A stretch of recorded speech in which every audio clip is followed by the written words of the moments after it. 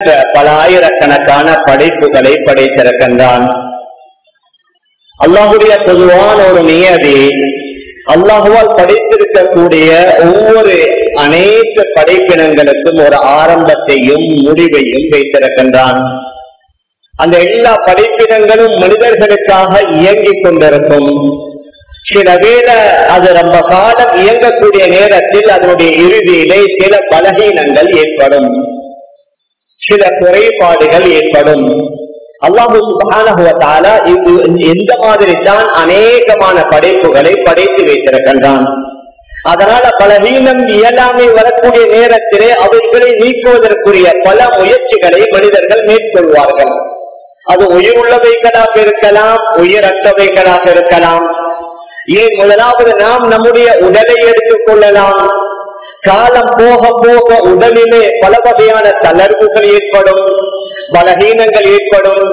அந்த உடலுக்கு தேவையான பலவிதமான வைத்தியங்களை நாங்கள் மேற்கொள்வோம். நாம் பாதிக்கக்கூடிய பொருட்களை எடுத்துக்கொண்டாலும் அது வேகமாக பழுதடைந்து கொண்டே செல்லும். நம்முடைய வாகனங்களாக இருக்கலாம், அவைகளை அடிக்கடி நாங்கள் சர்வீஸ் பண்ணுவோம். நம்முடைய கம்ப்யூட்டர்களாக இருக்கலாம், அவைகளை அடிக்கடி வைரஸ்களிலிருந்து பாதுகாப்போம். நம்முடைய ஆடைகளை ஒவ்வொரு நாளும் கலவை செய்து சுத்தம் செய்வோம். நம்முடைய வீடுகளையும் அடிக்கடி பல மாதங்களுக்கு ஒரு முறை அவைகளை சுத்தம் செய்வோம். இவ்வாறு நாம் பார்க்கலாம். உலகத்தில் வாழக்கூடிய மனிதர்களாக இருக்கலாம், அல்லது மனிதர்கள் எவைகளுடன் இணைந்து சேர்ந்து வாழுகின்றார்களோ அந்த பொருட்களாக இருக்கலாம். அவைகளை அடிக்கடி சேவிஸ் பண்ணுவதை, சுத்தம் செய்வதை நாம் பார்த்துக் கொண்டுதான் எடுத்துக்கொண்டோம். ஆனால் இஸ்லாமியர்களாகிய நாம் சில நேரங்களில் 40 கடந்திருப்போம், 50 கடந்திருப்போம், 60 கடந்திருப்போம். நம்முடைய உள்ளங்கள் பழுதடைகின்றனவே, நம்முடைய உள்ளம் மாசுபடுகின்றதே. அந்த உள்ளத்தை எந்த முறையிலே சுத்தம் செய்யலாம் என்று யோசிப்பது கொஞ்சம் குறைவாகத்தான் இருக்கிறது. நம்முடைய ஆடை அழுக்காகிவிட்டால் பரவாயில்லை, நம்முடைய வாகனம் பழுதாகிவிட்டால் பரவாயில்லை, நம்முடைய கம்ப்யூட்டர் வகைகளோ அல்லது இதர சாதனங்களோ பழுதாகிவிட்டால் அதனால் ஏற்படக்கூடிய விளைவுகள், பாதிப்புகள் மிக மிக குறைவு. ஆனால் உள்ளம் பழுதடைந்து விட்டது என்றால் அதனால் ஏற்படக்கூடிய பாதிப்புகள் ரொம்ப ரொம்ப அதிகம். முழு உலகத்தில் நாம் பார்க்கலாம், இன்று பயங்கரமான பிரச்சனைகள், சோதனைகள், பாவங்கள், குற்றங்கள், அநியாயங்கள், அக்கிரமங்கள், இவ்வாறு நாம் அடுக்கிக் கொண்டே செல்லலாம். இந்த அளவுக்கு பாவங்களும் குற்றங்களும் நடப்பதற்குரிய, ஏற்படுவதற்குரிய காரணம் என்ன? நாம் மற்றவர்களை பற்றி பேசல்ல, மாற்று மத சகோதரர்களை பற்றி பேசல்ல, நாம் நம்முடைய இஸ்லாமிய சகோதரர்களை எடுத்துக் கொள்ளலாம். நம்மால் இந்த அளவுக்கு பாவங்களும் குற்றங்களும் தவறுகளும் ஏற்படுவதற்குரிய மிக முக்கியமான காரணம் நம்முடைய உள்ளம் பழுதடைந்திருக்கின்றது. அந்த உள்ளத்தை சீராக்க வேண்டும், அந்த உள்ளத்தை சுத்தப்படுத்த வேண்டும், அவைகளை தூய்மைப்படுத்த வேண்டும். நபிமார்கள் அல்லாஹ்வால் அனுப்பப்பட்டவர்கள். ஹஜ்ரத் ரசூலுல்லாஹி ஸல்லல்லாஹு அலைஹி வஸல்லம் அவர்களுக்கு அல்லாஹ்வே தேவையான அறிவு ஞானங்களை, கல்விகளை படித்துக் கொடுத்தான். பாவங்களிலிருந்து பரிசுத்தமாக்கப்பட்டவர்கள், தூய்மையாக்கப்பட்டவர்கள். நபிமார்களுக்கு சொல்லப்படும் மஅசூம், அதாவது பாவங்களிலிருந்து அவர்கள் தூய்மையானவர்கள். அவ்வாறு இருந்தும் கூட நம்முடைய தலைவர் ஹஜ்ரத் ரசூலுல்லாஹி ஸல்லல்லாஹு அலைஹி வஸல்லம் அவர்களுடைய உள்ளத்தையே பல கட்டங்களில் சுத்தப்படுத்தப்பட்டிருக்கின்றது. அரபியிலே ஷக்ஃபு ஸத்ர், அதாவது நபி அவர்களுடைய உள்ளம் பிளந்த வரலாறு என்று குறிப்பிடப்படுகின்றது. நபி அவர்கள் ஹலீமா சாதியாவிடம் பால் குடித்துக் கொண்டிருந்த நேரத்தில் ஹஜ்ரத் ஜிப்ரீல் அலைஹி ஸலாத்து வஸலாம் அவர்கள் வந்து நபி அவர்களுடைய உள்ளத்தை பிளந்து அந்த உள்ளத்திலே இருந்த பாவமான, தீமையான அந்த இரத்த கட்டி போன்ற ஒன்றை வெளியாக்கியதாக ஹதீஸிலே வருகின்றது. அதற்கு பின்னால் நபி அவர்கள் மிஅராஜுக்கு போன நேரத்தில், நுபுவத்திற்கு முன்னால இவ்வாறு 3-4 கட்டங்களில் நபி அவர்களுடைய உள்ளங்களே சுத்தப்படுத்தப்பட்டிருப்பதாக ஹதீஸிலே வருகின்றது. மேலான பெரியார்களே, அன்பிற்குரிய கணவான்களே, சகோதரர்களே, அதனால உள்ளத்தை சுத்தப்படுத்தக்கூடிய இந்த ஒன்றுக்கு தஸ்கியா என்று குறிப்பிடப்படுகின்றது. ஹஜ்ரத் ரசூலுல்லாஹி ஸல்லல்லாஹு அலைஹி வஸல்லம் அவர்கள் இந்த உலகத்திற்கு நபியாக அனுப்பப்பட்டதற்கு பின்னால அவர்களுக்கு மிக முக்கியமான 3 பணிகள், பொறுப்புகள் கொடுக்கப்பட்டிருந்தன. அதே போல அல்லாஹ் பல இடங்களில் குறிப்பிடுகின்றான். ஹுவல்லதி பாத பில் உம்மீன ரசூலம் மின்ஹும் யத்லூ அலைஹிம் ஆயாத்திஹி வ யுஸக்கீஹிம் வ யுஅல்லிமுஹுமுல் கிதாப வல் ஹிக்மா. அந்த எழுத வாசிக்க தெரியாத அவர்களிலிருந்து நாம் ஒரு தூதுவரை அனுப்பி வைத்தோம். அந்த தூதர் மிக முக்கியமான 3 வேலைகளை செய்வார். முதலாவது யத்லூ அலைஹிம் ஆயாத்திஹி, அந்த சமூகத்தார்களுக்கு அல்லாஹ்வுடைய ஆயத்துகளை, குர்ஆனுடைய போதனைகளை ஓதி காட்டுவார். முறைப்படி இவ்வாறு தான் ஓத வேண்டும் என்று ஓதி காட்டுவார்.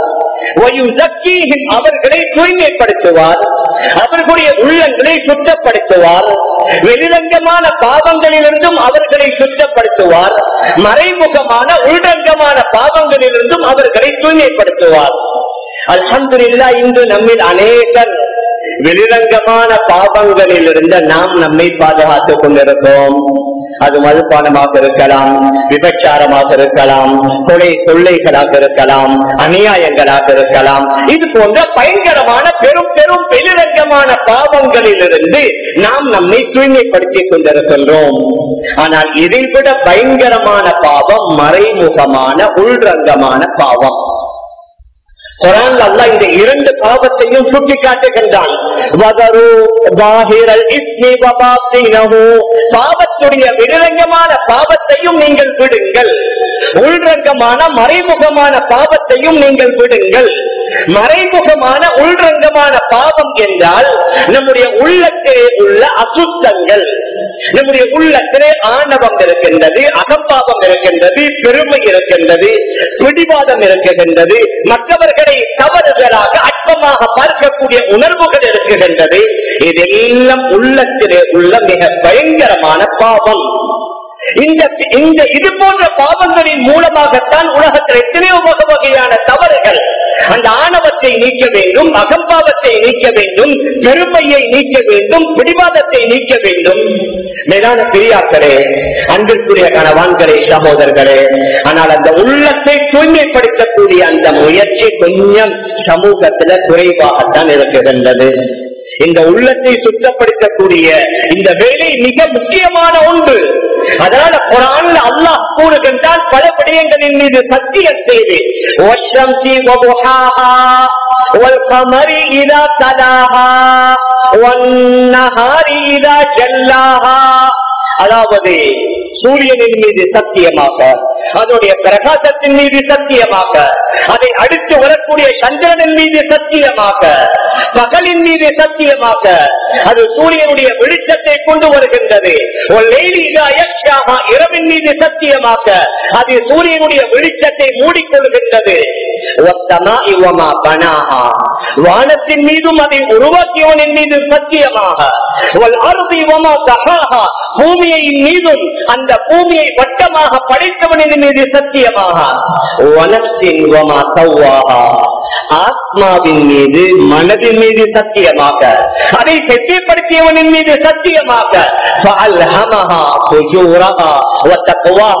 அந்த மனதிற்கு, அந்த உள்ளத்திற்கு அல்லாஹ் எது நல்லது எது கெட்டது என்ற உள்ளுரிப்பை, உணர்வை போட்டு விட்டான் என்று சொல்லிவிட்டு இந்த அனைத்து வஸ்துக்களின் மீது சத்தியம் செய்து அல்லாஹ் கூறுகின்றான்,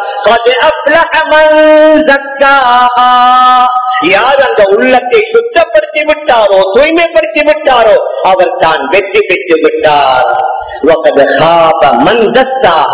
பாவங்களின் மூலமாக உள்ளத்தை எவர் கலங்கப்படுத்தி விட்டாரோ அவர் தோல்வியடைந்து விட்டார் என்று அல்லாஹ் சுப்ஹானஹு வ தஆலா குர்ஆன்ல கூறுகின்றான். இத்தனை வஸ்துக்களின் மீது சத்தியம் செய்து யாரு வெற்றி பெறலாம்?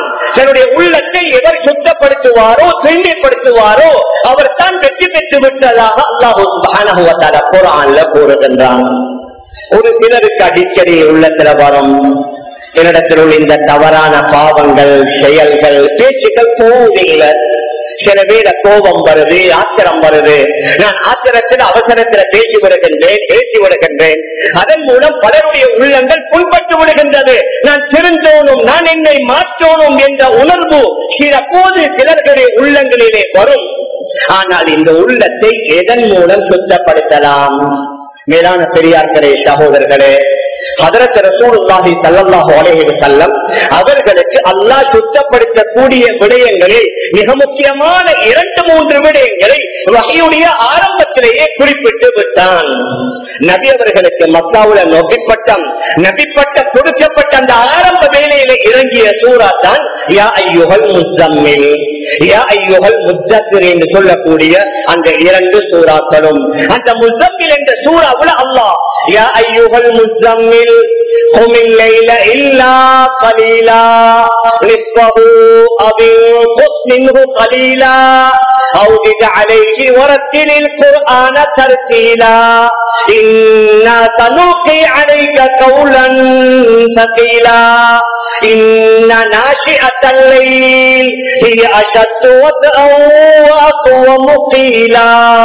இந்த சூறாவில் அல்லாஹ் குறிப்பிடுகின்றார், கோர்வை போட்டியவரே, குமில்லை, முழு இரவும் நீங்க எழுந்து நின்று இரவு வணக்கத்தில் ஈடுபடுங்க. இல்லா கலீலன், கொஞ்ச நேரம் ஓய்வெடுத்துக் கொள்ளுங்க. அதற்கு பின்னால் நிஸ்பஹு அவ் இன்குஸ் மின்ஹு கலீலா, அல்லது பாதி இரவு நின்று வணங்குங்க. அந்த பாதியில் கொஞ்சம் கூட்டிக் கொள்ளலாம், அல்லது அதை விட கொஞ்சம் குறைத்துக் கொள்ளலாம். அந்த இரவுடைய வணக்கத்தில் வரத்திலில் குர்ஆன தர்தீலா, குர்ஆனை அமைதியாக நிறுத்தி ஓதுங்கள். வரத்திலில் குர்ஆன தர்தீலா இன்ன சனுகி அலைக கௌலன் ஸகீலா. இதற்கு பின்னால்தான் நாம் பாரமான நம்முடைய வஹீயுடைய செய்திகளை உங்களுக்கு தொடர்ந்து போட்டுக்கொண்டே இருப்போம். இன்ன நாஷிஅத்தல் லைல், நீங்க இரவுல எழுந்து நின்று வணங்குவது இருக்குது, ஹிய அஷத்து வத்அன் வ அக்வமு கீலா. இந்த இரவுடைய வணக்கம் இருக்குது, அதிலே குர்ஆனை ஓதி வணங்குகின்ற வணக்கம் இருக்குகின்றது. உங்களுடைய உள்ளத்தையும் நாவையும் ஒன்றிணைப்பதற்கு மிக உயர்ந்த ஒரு கருவி. அது மாத்திரமல்ல, உங்களோட சொல்லை ரொம்ப உறுதியானதாக ஆக்கும் என்று அல்லாஹ் சுப்ஹானஹு வ தஆலா குறிப்பிடுகின்றார். அதாவது நீங்க இரவுல நின்று வணங்குவது இருக்குது, இது உங்களுடைய உள்ளத்தையும் நாவையும் ஒன்றிணைக்கும். இங்கு நாவு வேற, உள்ளம் வேற. உள்ளத்தில் ஒன்று, நாவால வேறொன்ற பேசுகின்றோம். உள்ளத்தில் ஒரு ஆளின் மீது விரோதம், குரோதம், அவரின் மீது பழி வாங்குற தன்மை. ஆனால் வெளியில கண்டா உடனடி அவரை பார்த்து சிரிக்கிறது.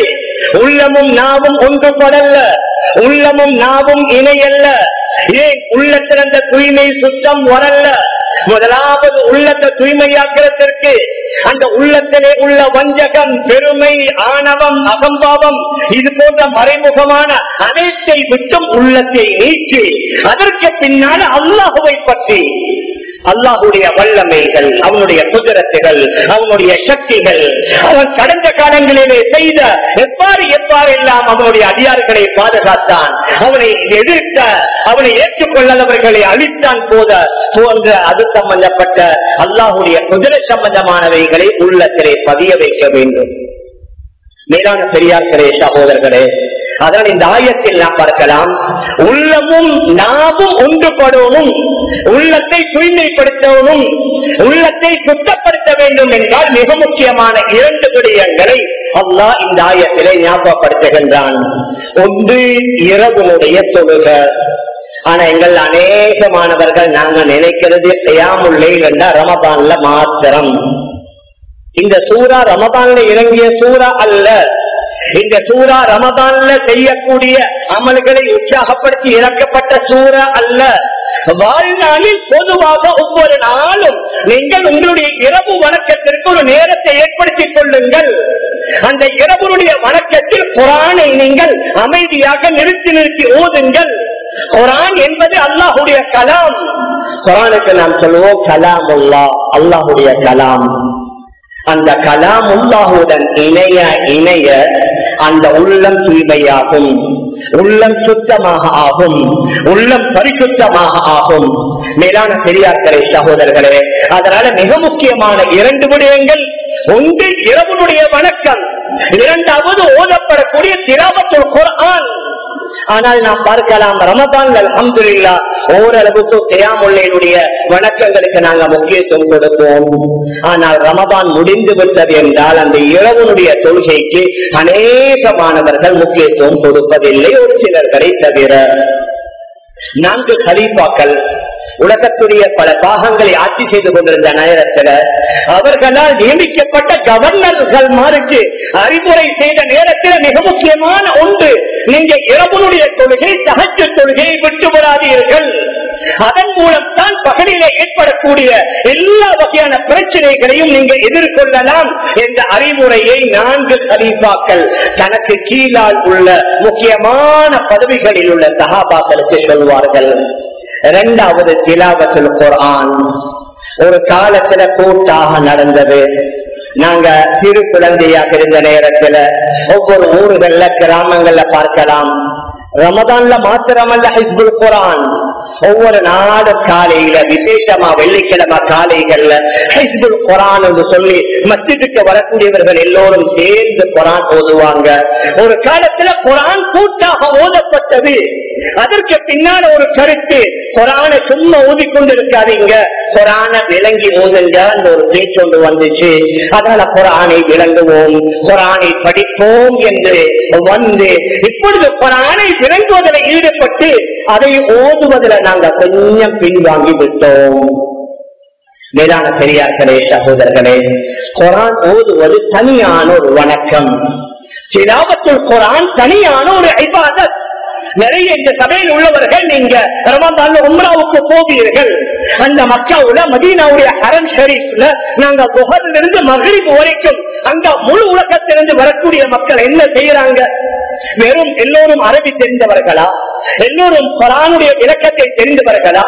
ஏன் அந்த 24 மணி நேரமும் அந்த திலாவத்துல் குர்ஆனில் ஈடுபட்டிருக்கிறார்கள் என்றால் விளங்கி ஓதினால் ரொம்பவும் நல்லது. ஆனால் அதனால விளங்காமல் ஓத வேண்டாம் என்பதல்ல.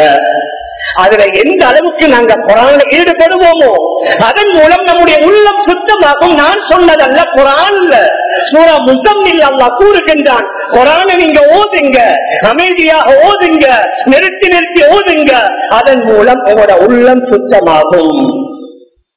ஒரு காலத்துல நம்முடைய பெற்றோர்கள், எல்லோருடைய அல்ல, நம்முடைய சிலர்களுடைய பெற்றோர்கள் பெரிதாக படிக்கல்ல, 4ஆம் 5ஆம் வகுப்பு தான் படித்திருப்பார்கள். ஒரு 30-40 வருடங்களுக்கு முன்னாடி இந்த அளவுக்கு கல்வியில முன்னேற்றமும் இல்ல, பல்கலைக்கழகங்களோ யூனிவர்சிட்டிகளோ இந்த அளவுக்கு இல்ல. நம்முடைய பெற்றோர்கள் நம்மை பெற்று வளர்த்து ஆளாக்கியவர்கள் ஒரு 4ஆம் 5ஆம் 6ஆம் வகுப்பு தான் படித்திருப்பாங்க. ஆனால் மௌலிபானதற்கு பின்னால எல்லா வீடுகளிலேயும் குர்ஆனுடைய சப்தம்.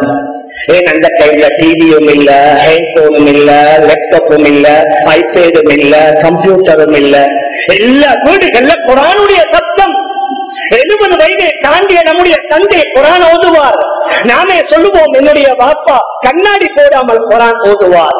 என்னுடைய தாய்க்கு 80 வருடம் ஆகிவிட்டது, என்னுடைய உம்மா கண்ணாடி போடாமல் குர்ஆன் ஓதுவாங்க. நாங்கள் அடிக்கடி பேசுவோம். நம்முடைய தாயும் தந்தையும் ஓதினரை நாம் பார்த்தோம். ஆனால் இங்கே கூடியிருக்கக்கூடிய பெற்றோர்களாகிய நாம் ஓதுவதை நம்முடைய குழந்தைகள் பார்க்கிறாங்களா? பாப்பா ஓதுவதை மகன் பார்க்கிறானா? உம்மா ஓதுறதா மகள் பார்க்கிறாங்களா? பயமா இருக்குது. காலப்போக்குல இந்த திலாவத்துல் குர்ஆன், இந்த குர்ஆன் ஓதக்கூடிய அமல் அப்படியே இல்லாமல் போய்விடுமோ என்று பயப்படக்கூடிய ஒரு காலகட்டத்தை நாங்கள் வாழ்ந்து கொண்டிருக்கின்றோம். மேலான பெரியார்களே, அன்பிற்குரிய கணவான்களே, சகோதரர்களே, அதனால திலாவத்துல் குர்ஆன் அது மிக முக்கியமான ஒரு வணக்கம், மிக முக்கியமான இபாதத். அதனை விசேஷமாக ரமதானுடைய மாதம் வந்துவிட்டது என்றால் இமாம் ஷாஃபிஈ ரஹ்மஹுல்லாஹ் ரமதான்ல 60 குர்ஆன் முடிப்பாங்க. பகலில் ஒரு குர்ஆன், இரவில் ஒரு குர்ஆன். ஹஜ்ரத் உஸ்மான் இப்னு அஃபான் ரலியல்லாஹு அன்ஹு முழு ரமதான்ல ஒரு நாளைக்கு ஒரு குர்ஆன், 30 குர்ஆன் முடிப்பாங்க. குர்ஆனை ஓதுவதும் சுன்னா, அந்த குர்ஆன் ஓதுவதை கேட்பதும் சுன்னா. எங்களுக்கு நல்ல சந்தர்ப்பம் தான் தராவியல, நல்ல வாய்ப்பு தான் கியாமுல் லைல். ஆனா கவலையான விடயம், சில மஸ்ஜிதுகள்ல ஒரு ஜுஸு 1.25 ஜுஸு ஓதினா தாமதமாகுது. அதனால சில மஸ்ஜிதுகள் உள்ள நிர்வாகிகள் ஹாஃபிஸ்மார்ட்ட சொல்றாங்க, நீங்க அரை ஜுஸு தொழுகையில ஓதுங்க, மற்ற அரை ஜுஸுல வெளியில ஓதுங்க. நாங்க மற்றதுல எல்லாம் முன்னேறி கொண்டு போறோம், ஆனால் அமல் இபாதத்துல பின்னேறி கொண்டு செல்கின்றோம். மற்றதுல எல்லாம் முன்னேற்றம், நம்முடைய படிப்புல, நம்முடைய வீட்டில, நம்முடைய ஆடைகள்ல, நம்முடைய திருமண வைபவங்கள்ல நாளுக்கு நாள் நாங்க முன்னேறி கொண்டு செல்கின்றோம். ஆனால் அமல்கள்ல முன்னேறுகின்றோமா அல்லது பின்னேறுகின்றோமா என்று நீங்க தான் முடிவு செய்யும். ஓதுவதும் மிக முக்கியமான ஒரு வணக்கம், குர்ஆனை கேட்பதும் மிக முக்கியமான வணக்கம். நபி அவர்கள் முக்கியமான சஹாபாக்களை பார்த்து சொல்வார்கள், நீங்க குர்ஆனை ஓதுங்க, நான் கேட்கவும். அவர் சொல்வார், யா ரசூலல்லாஹ் அன அக்ரவு அலைக் வல் குர்ஆன் உன்ஸில இலைக், நான் உங்களுக்கு ஓதவா, குர்ஆன் இறங்கியது உங்களுக்கு. நபி அவர்கள் சொல்வார்கள், அன உஹிப்பு அன் அஸ்மஅ மின் கைரி, மற்றவர்கள் ஓதுவதை கேட்க எனக்கு ரொம்ப விருப்பமாயிருக்குது. நபி அவர்களும் ஓதுவாங்க, நபி அவர்கள் ஓதுவதை, மற்றவர்கள் ஓதுவதை கேட்கவும் செய்வாங்க. மேலான பெரியார்களே, அன்பிற்குரிய கணவான்களே, சகோதரர்களே, நாமும் சுயமாக ஓத வேண்டும். நம்முடைய வீட்டில் இந்த சூழலை உருவாக்க வேண்டும். நம்முடைய வீட்டில் உள்ள வயது வந்த பெண்மணிகள், குமர பெண்களை அதற்கு சாதகமாக வளர்க்க வேண்டும். அவர்களுக்கு இது சம்பந்தமான அறிவுரைகளை நாம் கொடுக்க வேண்டும். வீட்டில் உள்ள பெரியவர்கள் ஓதினால் அதை பார்த்து சிறியவர்கள் ஓதுவார்கள். உள்ளத்தை சுத்தப்படுத்துவதற்கு திலாவத்துல் குர்ஆன் மிக முக்கியமான ஒன்று. அதே மாதிரி தான் இரண்டாவது கியாமுல் லைல் மிக முக்கியமான ஒன்று. அதற்கு பின்னால நல்லவர்களுடைய சகவாசம், நல்லவர்களுடைய சகவாசத்தின் மூலம் உள்ளம் பண்படுகின்றது. விரிவாக பேசுவதற்குரிய நேரம் இல்லை. சூரத்துல் கஹ்ஃப்ல உங்களுக்கு தெரியும், மிக முக்கியமான ஒரு சரித்திரம். ஹஜ்ரத் மூசா அலைஹிஸ்ஸலாத்து வஸ்ஸலாம், ஹஜ்ரத் கபீர் அலைஹிஸ்ஸலாத்து வஸ்ஸலாம் அவர்களுடன் ஒரு மிக நீண்ட பிரயாணம். அந்த பிரயாணத்தில் அல்லாஹ் விரிவாக குறிப்பிடுகின்றான். அதில் ஹஜ்ரத் மூசா அலைஹிஸ்ஸலாத்து வஸ்ஸலாம் மிக முக்கியமான ஒரு நபி. ஹிதர் அலைஹிஸ்ஸலாத்து வஸ்ஸலாம் நபியா இல்லையா என்பதில் கருத்து வேறுபாடு. ஆனால் அந்த நல்ல மனிதர், அந்த இறை அடியாரான கபீர் அலைஹிஸ்ஸலாத்து வஸ்ஸலாம் அவர்களுடன் பிரயாணம் செய்து அவர்களுடன் சில நாட்களை கழித்து அவர்களுடன் சகவாசத்தை மீட்கும்படி அல்லாஹ் சூரத்துல் கஹ்ஃப்ல அந்த அவர்களுக்கு சொன்ன விடயங்களை குறிப்பிடுகின்றான். எந்த அளவுக்கு இந்த சூரா கஹ்ஃப் நீங்க எடுத்து பாருங்க, நீண்ட வரலாறு. அவர் சொன்னாரு, நான் செய்த விடயங்களை பத்தி நீங்க கேட்கக்கூடாது. ஒன்றெண்டு வேலைகள் செய்த நேரத்தில் ஹஜ்ரத் மூசா அலைஹிஸ்ஸலாத்து வஸ்ஸலாம் கேள்வி கேட்டதோட சொன்னாங்க, இதற்கு பின்னால லம் துஸாஹிபுனி, நீங்க என்னோட சுஹபத் தோழமை வைக்கேலா, இதற்கு பின்னால நீங்க என்னுடன் சகவாசம் உறவை வைக்கேலா. நல்லவர்களுடன் சகவாசம் உறவு வைப்பதின் மூலமாக உள்ளம் பண்படுகின்றது. குர்ஆனிலே அல்லாஹ் கூறுகின்றான், யா அய்யுஹல்லதீன ஆமனு தக்குல்லாஹ வகூனு மஅஸ் ஸாதிகீன், அல்லாஹ்வை பயப்படுங்க, உண்மையாளர்களுடன் சேர்ந்து இருங்க, உண்மையாளர்களுடைய சபையில மஜ்லிஸ்ல அமருங்க. ஹஜ்ரத் ரசூலுல்லாஹி ஸல்லல்லாஹு அலைஹி வஸல்லம் அவர்களுடைய காலத்துல சஹாபாக்களுடைய மிக முக்கியமான வேலைகள் முடிந்தா மஸ்ஜிதுக்கு வந்து நபியுடைய சுஹபத்துல, நபியுடைய தோழமையில அமர்ந்திருவாங்க. ஏன்னா அந்த சகவாசத்தின் மூலம் உள்ளம் சுத்தமாகிறது, உள்ளம் பண்படுகின்றது. இந்த அளவுக்கு இந்த இமாமுல் ஆதம் அபூ ஹனீஃபா ரஹிமஹுல்லாஹ், ஹஜ்ரத் அலி ரலியல்லாஹு அன்ஹு அவர்களுடைய பேரர் இமாம் ஜாஃபர் சாதிக் ரஹிமஹுல்லாஹ் அவர்கள்ட்ட 2 வருடம் அவர்களுடைய மஜ்லிஸ்ல அவர்களுடைய சபையில போய் அமர்ந்து விட்டு வந்து அதற்கு பின்னால சொன்னார்கள், லௌல சனதான் லஹலகன் நுஅமான், நான் ஜாஃபர் சாதிக் ரஹிமஹுல்லாஹ் அவர்கள்ட்ட 2 வருடத்தை கழித்தேன். அந்த 2 வருடம் மாத்திரம் கழிக்காமல் இருந்திருந்தால் இந்த நுஅமான் ஆகிய அபூ ஹனீஃபா நான் அழிந்திருப்பேன்.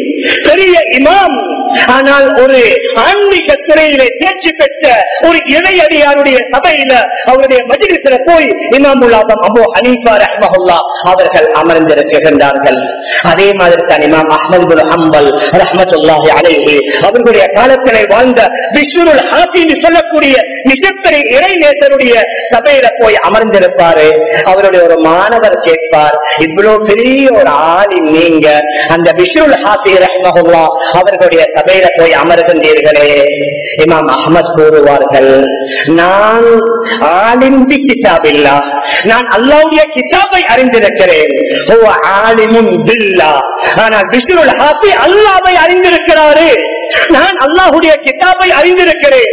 இமாம் பிஷ்ருல் ஹாஃபி அல்லாஹ்வை அறிந்திருக்கிறாரு. அவருடைய சபையில் அமர்வதன் மூலமாக என்னுடைய உள்ளத்திற்கு மிகப்பெரிய ஒரு அமைதி ஏற்படுகின்றது என்று கூறுவாங்க. ஆனால் ஒரு கசப்பான செய்தி என்னண்டா, எங்கட நாட்டுல அந்த மாதிரியான மஜ்லிஸ்கள் இல்ல. இன்று வரைக்கும் நாம் இந்தியா, பாகிஸ்தான், பங்களாதேஷ் போன்ற நாடுகள்ல பார்க்கலாம். மூத்த நல்லடியார்கள், அதாவது வயது முதிர்ந்த உலமாக்களுடைய சபை, உலமாக்களுடைய மஜ்லிஸ்கள் அடிக்கடி நடக்கும். அங்கே பல இஸ்லாமிய சகோதரர்கள் வந்து அரை மணி நேரம், 1 மணி நேரம், 2 மணி நேரம் அவர்களுடைய மஜ்லிஸ்ல, அவர்களுடைய சகவாசத்தில் இருப்பார்கள். ஏன்? இதன் மூலம் உள்ளம் சுத்தமடைகின்றது.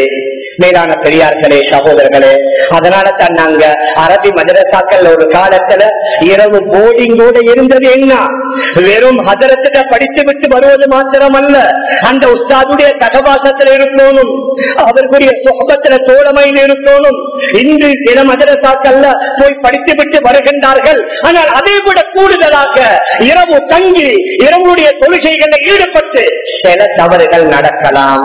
நான் இல்லை என்று சொல்லல, எல்லா இடங்களிலும் சின்ன சின்ன தவறுகள் நடக்குது.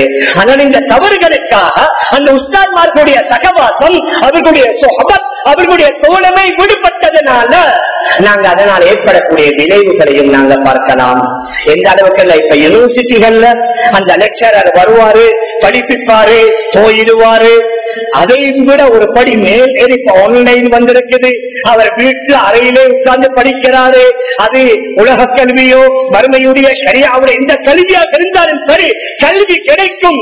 ஆனால் அவருடைய சகவாசம், ஆசிரியருடைய உஸ்தாதுடைய சொஹபத், அந்த தோழமை அதில் இல்லாமல் போய்விடுகின்றது. இது மிக முக்கியமான ஒன்று.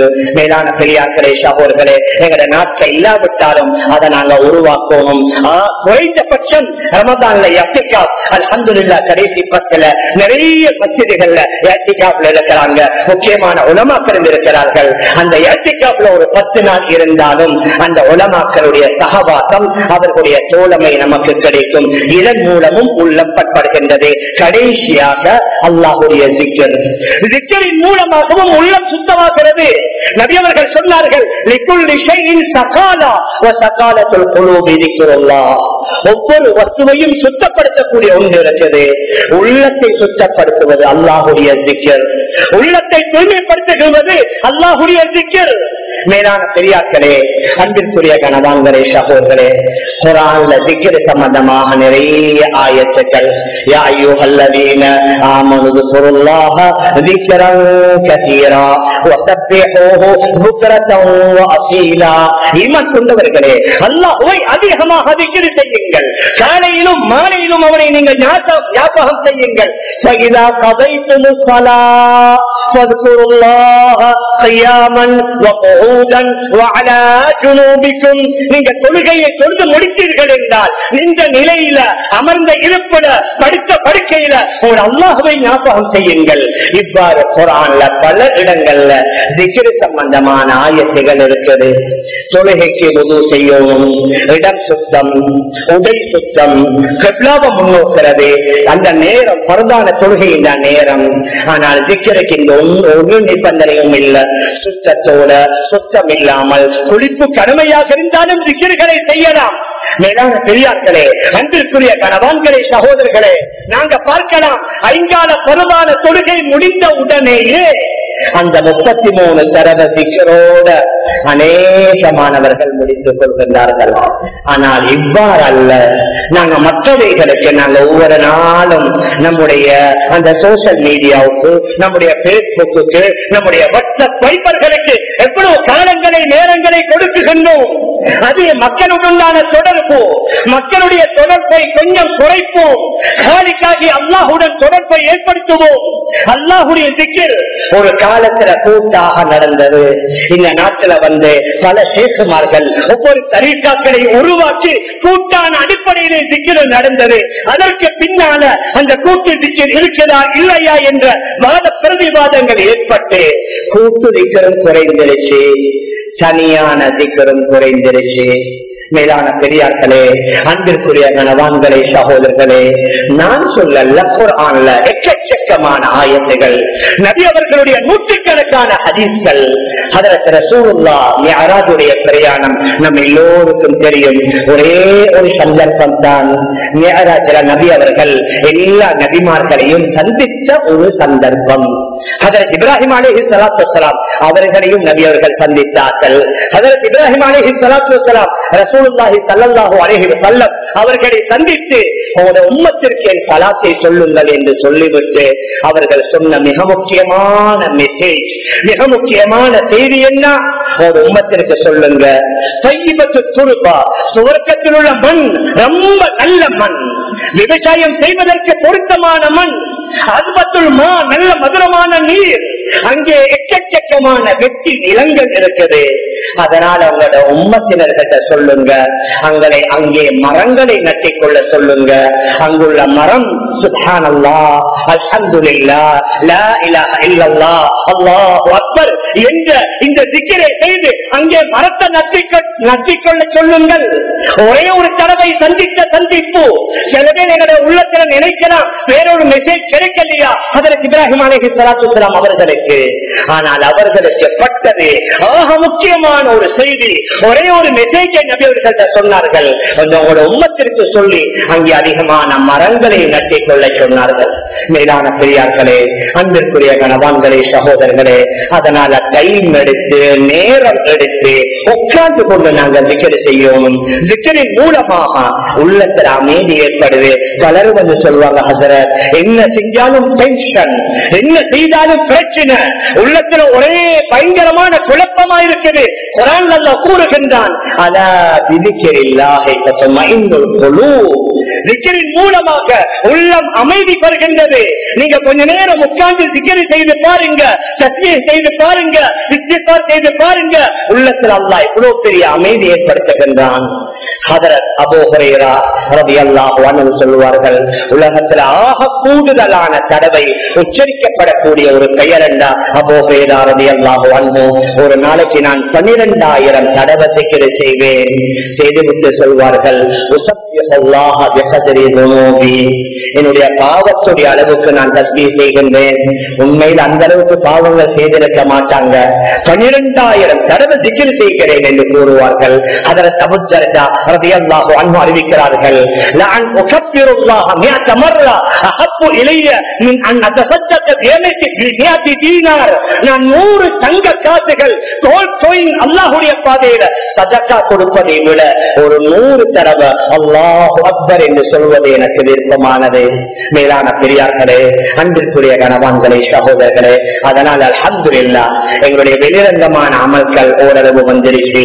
வெளிரங்கமான பாவங்களை மட்டும் நம்ம பரிசுப்படுத்தி இருக்கிறோம். ஆனால் மறைமுகமான உள்ளத்திலே உள்ள அந்த பாவங்கள், அந்த குறைகள், அந்த அசுத்தங்கள், அந்த அசூதைகளை நீக்க வேண்டும் என்றால் உள்ளத்தை சுத்தப்படுத்தணும். அதற்குத்தான் நம்முடைய ஷரியாவுல பல வழிகாட்டுதல். ஒன்று கியாமுல் லைல், இரவுடைய தொழுகை, இரண்டாவது திலாவத்துல் குர்ஆன், மூன்றாவது நல்லவர்களுடைய சகவாசம், நான்காவது திக்ர், இன்னும் பல விடயங்கள் இருக்குது. இவைகளுக்கு நாங்க கொஞ்சம் கால நேரத்தை ஒதுக்கி நாங்க தொடர்ந்து செய்தோம். ரமதானுடைய முதலாவது நோன்புல இந்த ஒரு மாதம் நாங்க செய்து பார்ப்போம். அதற்கு பின்னால, ரமதானுக்கு பின்னால அதனுடைய மாற்றங்களை நிச்சயமாக நானும் நீங்களும் கண்டுகொள்ளலாம். மேலான பெரியார்களே, அன்பிற்குரிய கணவான்களே, சகோதரர்களே, அதனால் இதற்கு நாம் நம்மை பழக்கப்படுத்தினோம் என்றால் எங்களை பார்த்து வளருகின்ற எங்களை சின்ன சின்ன குழந்தைகள், ஆண் பெண் குழந்தைகளும் அதற்கு பழகி விடுவார்கள். அதன் மூலம் அவர்களுடைய உள்ளத்திலேயும் அமைதி, நம்முடைய வாழ்க்கையிலேயும் அமைதி, நம்முடைய உள்ளம் சுத்தமாகும், நம்முடைய உள்ளம் தூய்மையாகும். உள்ளம் தூய்மையாகிவிட்டது என்றால் உடலால வெளியாகக்கூடிய தவறுகளை இன்ஷா அல்லாஹ் நாங்க பாதுகாத்துக் கொள்ளலாம். அந்த அடிப்படையில நாம் வாழ்வதற்கு எல்லாம் வல்ல அல்லாஹ் நம் அனைவர்களுக்கு தௌஃபீக் செய்வானாக. ஆகவே அல்லாஹ் எங்கள் எல்லோருடைய பாவங்களை மன்னிப்பாயாக, பெற்றோர்களுடைய பாவங்களை மன்னிப்பாயாக, மனை மக்களுடைய பாவங்களை மன்னிப்பாயாக, முழு உலகத்தில் வாழக்கூடிய அநேக இஸ்லாமிய ஆண்கள் பெண்களுடைய பாவங்களை மன்னிப்பாயாக. புனிதமான ரமதானுடைய மாதத்திலே வீட்டிருக்கின்றோம். யா அல்லாஹ், இந்த மாதத்தில் யார் யாரெல்லாம் மன்னிப்பாயோ அவர்கள் நம் அனைவர்களையும் சேர்த்துக் கொள்வாயாக. யார் யாரெல்லாம் நரகத்தை விட்டு விடுதலை செய்வாயோ அவர்களில் நம் எல்லோரையும் சேர்த்துக் கொள்வாயாக. இந்த மஸ்ஜிதை சூழ உள்ள இந்த மக்பராவிலே அடங்கியிருக்கக்கூடிய அனைத்து வாழக்கூடிய அந்த மக்களுடைய கபர்களையும் குடிமயமாக சுவர்க்கத்தின் பூங்காவனமாக ஆக்கி வைப்பாயாக. ரப்பிய ரஹ்மானே, இந்த நோன்பின் மூலமாக நம்முடைய உள்ளத்தை சுத்தப்படுத்தி விடுவாயாக. உண்மையான தக்வாவையும் தவக்குறையும் நோன்பின் மூலமாக ஏற்படுத்தி வைப்பாயாக. நம் எல்லோருடைய முடிவை நல்ல முடிவாக ஆக்கி நம் அனைவர்களுக்கும் ஜன்னத்துல் ஃபிர்தௌஸ் என்ற சுவர்க்கத்தை தந்திருவாயாக. ஆமீன் ஆமீன் யா ரப்பல் ஆலமீன். ரஹ்மத்துக யா அர்ஹமர் ராஹிமீன். வல்ஹம்துலில்லாஹி ரப்பில் ஆலமீன்.